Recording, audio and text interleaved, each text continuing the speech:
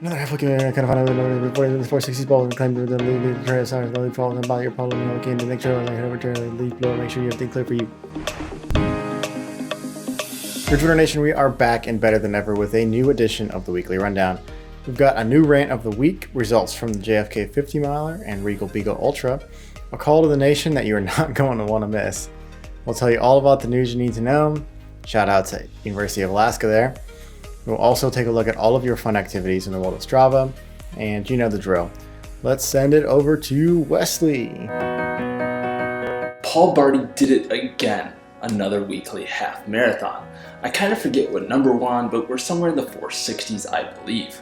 Paul claimed that there were a lot of leaves on the trail. Well, sorry to hear that, Paul. Let me know when your next trail run is so I can head over to the trail with a leaf blower and clear it off for you. Paul also went on to say that there wasn't a lot of fall color. I don't really know what to say there. Besides, you can go to your local running store and get a pair of orange sunglasses. This will allow you to see fall colors in the summer, the winter, the spring, and yes, even the fall. Yeah, those are my solutions for you, Paul. Until next week. This past weekend was loaded with awesome races, and we are going to start with the JFK 50 miler, where we have our rant of the week. Alright, if you're chewing, swallow. I spent all day Saturday down at the JFK 50 miler, and I couldn't help notice one thing. Commentary. Boy, was this bad. It was bad in a couple of ways, and here's why. For example, one gentleman was crossing the finish line of the 50-mile run that he just freaking completed, and you got his name, but you chose to not mention it. Instead, while he was crossing the mat, you decided to mention how attractive his significant other is as he was crossing the line. And then you go on to ask the guy if it was his girlfriend or wife while he's trying to finish the race, and you're in a trailer, you can't even really hear his answer.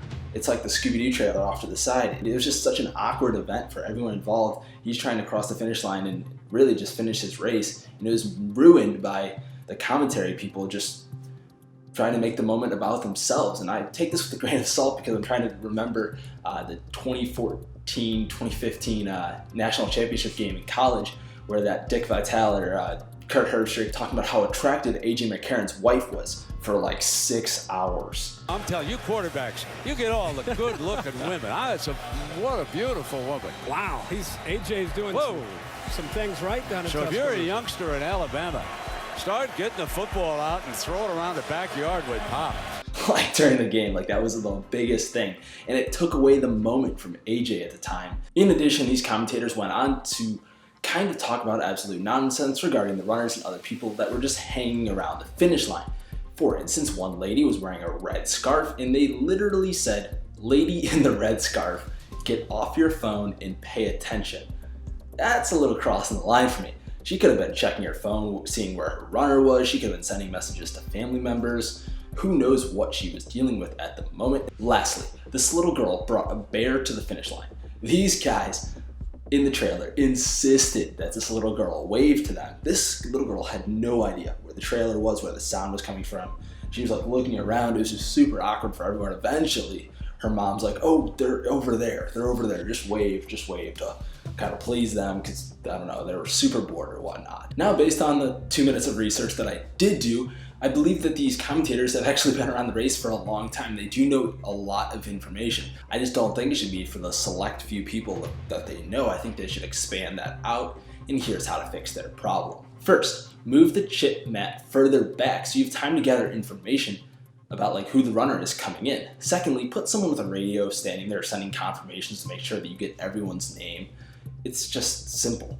Thirdly, ask every runner to write a 20-second description about themselves so it can be read off as they finish the race, instead of you just having to wing up something about their outfit, their significant other, really whatever else you see that you want to pick at them for that. So let's just have them write a description about themselves and just read it off. It would be so simple. You don't have to Western States the whole thing coming around the track, but just make it kind of simple, a little sentence or two, and that's all it needs to be. The ball is in your court, JFK 50 miler team. I'm excited for you guys to do better next year. Despite all of that, there were some awesome performances that took place at this event. The battle between the top 3 females was incredible. Just 1 minute and 51 seconds separated the top 3 ladies. It ended up being Cecilia Flory from New Zealand coming away with the win with a time of 6 hours, 46 minutes. Caroline Veltri and Ellie Pell took 2nd and 3rd, respectively. The men also showed up for this race. The first time in race history, we saw 3 men break the 5-hour, 45-minute barrier. Seth Ruling from Tennessee took the overall win in 5 hours, 38 minutes. If you don't know Seth's name, you should remember it. This was his debut 50-miler. He is 25 years old, and he is about to light up the ultra scene. Keep your eye out for him. 2nd place was the 100-mile world record holder, Zach Bitter. Congrats, Zach. 3rd place was Luke Paulson from Asheville, North Carolina. 4th place went to our very own Michael Owen. Michael has ran the JFK 50-miler 3 times now and has a 2nd, 3rd, and 4th place finish to his name. Well done. We had a few additional Ridge Runner Nation members out there as well. In the team category, Team Ohio Valley Running Company, comprised of Michael Owen, James Fox, Mike Cooper, and Jamie Miller, took the win. James, just 23 years old, finally finished his first 50-miler in 6 hours, 37 minutes. Mike Cooper and Jamie finished in 7:06 and 8:53 respectively. This was also Jamie's debut 50-miler. Congrats, Team OVRC. A few other Ridge Runner Nation members were out on the course. Ohio's own Arlen Glick, who has had an unbelievable year. Arlen finished 15th overall in 6 hours, 35 minutes. Arlen should be a heavy hitter when it comes to Ohio's Ultra Runner of the Year voting at the end of the year. Ralph Smith from Altoona, PA also finished the race in 11 hours, 51 minutes. And finally, my favorite story of the day was seeing Adam Pop cross the finish line. Adam joined the military after high school and was deployed to Afghanistan during his 2nd deployment. During the deployment, an IED exploded and Adam lost his right leg. Adam received a prosthetic leg and now shares his stories with other veterans who have been recently injured to help get them through this tough time. Adam finished the JFK 50-miler multiple times now. Congrats, Adam. Thank you for your service, and thanks for being an inspiration to us all. Thanks, Wesley, for taking over this episode with that crazy rant. Other things did happen over the weekend besides JFK. For example, in Bath, Ohio, the Reagle Beagle Ultra happened, and this race is a fun one. The course consists of a 5-ish mile loop that has 50K runners running around and around and around. Runners are provided with a mixture of paved and gravel roads in addition to some dirt and grass trails. First place this year went to Travis Zipfel in 3 hours, 28 minutes, 33 seconds. First in the 25K was Travis Zipfel, hour and 37 minutes. Something's wrong here. First in the 5-miler also went to Travis in 32 minutes. Hold on, I think. No, that's what it says. It's definitely wrong now. Huh. Interesting. Okay, Travis didn't win all 3 races, but according to his splits, he led in all 3 distances. Very, very impressive, Travis. We think you might be back on that horse. I got the horses in the bag. Horse stock is attached. We will have to confirm that after Hellgate 100K. Best of luck, Travis. Congrats to the real winners of the Reagle Beagle 25 and 5-miler, in addition to all of the runners who completed the race. And now it's time for one of our newer segments, a call to the nation.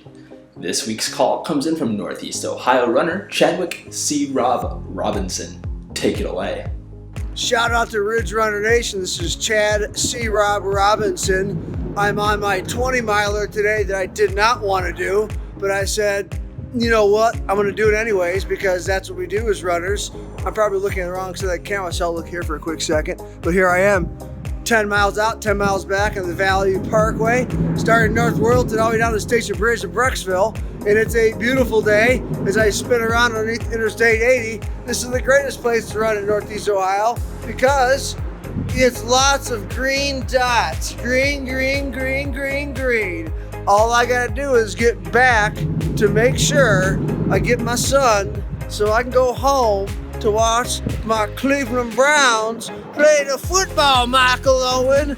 Baker Mayfield's coming to town. He's gonna come rip your heart out, and he's gonna just take you more, take you more, take you more. Baker, shake and bake. Don't check, Wesley. Woo! Wow, I don't even know what to say. That was absolutely incredible. I think I'm tearing up even. That was just ridiculous.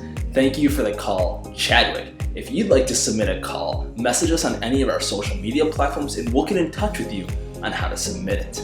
Another interesting story I saw from this past week came from the University of Alaska. Has anyone just ever had a few PB&Js left in their pack or car after a long race? No? Just me? Sick. Nevertheless, if you did have a PB&J sandwich, you would be able to exchange it and get out of a parking ticket on campus. The program is designed to combat student hunger and get food to students in need. I think this is a great idea and other institutions should implement it. Ohio University.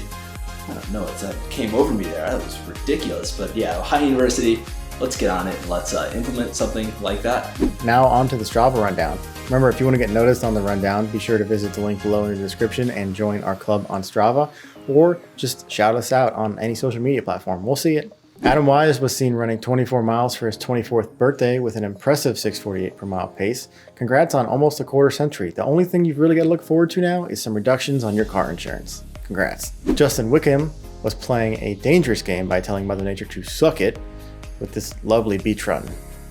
You can suck it. Allie and Robert ran around the track while their kids fought. Were those lines running to the field, you running to break up the fights? I mean friendly soccer matches? Carrie Steffen ran the Route 66 marathon. Congrats on your sub-5 finish. And with that, thanks for tuning into this week's rundown from the Ridge Runners. Be sure to check back next week to stay up to date on all things trail and ultra, mostly east of the Mississippi. In addition, subscribe to our YouTube channel and hit that bell below if you want to be notified every time we release a new video. And if you enjoy our shows, give it a share with your friends and hit that like button along the way. I'm your host, John Dolovecki, and we'll see you next week on the Weekly Rundown.